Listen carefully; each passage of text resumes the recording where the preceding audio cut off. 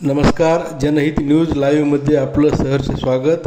ज्येष्ठ नागरिकांच्या प्रलंबित मागण्यांसाठी रविवार 12 ऑक्टोबर रोजी नांदेड येथील नवीन कोठा गुरुद्वारा येथे लक्षवेधी मागणी महामेळाव्याचे आयोजन करण्यात आले असल्याची माहिती डॉक्टर हंसराज वैद्य यांनी दिली. पाहूया याबद्दलचा सविस्तर वृत्तांत.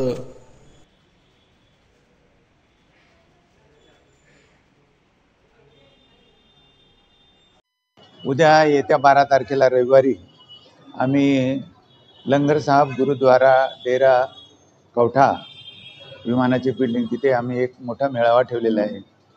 हा आमचा लक्षवेधी मागणी महामेळावा आहे.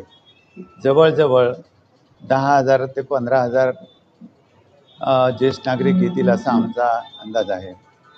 आम्ही या मेळाव्यामध्ये शासन आमच्याकडे लक्ष देत नाही, आमचे प्रश्न सोडवत नाही.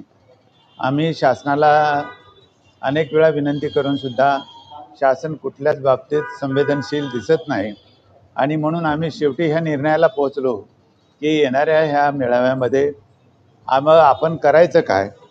आणि आम्ही असं ठरवू लागलो की शासन जर आमच्याकडे लक्ष देत नाही तर आम्ही येणाऱ्या ह्या निवडणुकामध्ये बहिष्कार टाकणार आम्ही ह्या निवडणुकावर.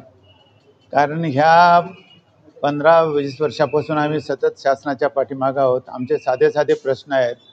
60 वर्ष वय ग्राह्य धरा, आम्हाला महिन्याला 5,000 रुपये ते 7,000 रुपये महिना मानधन द्या इतर राज्याप्रमाणे, शेजारील राज्याप्रमाणे.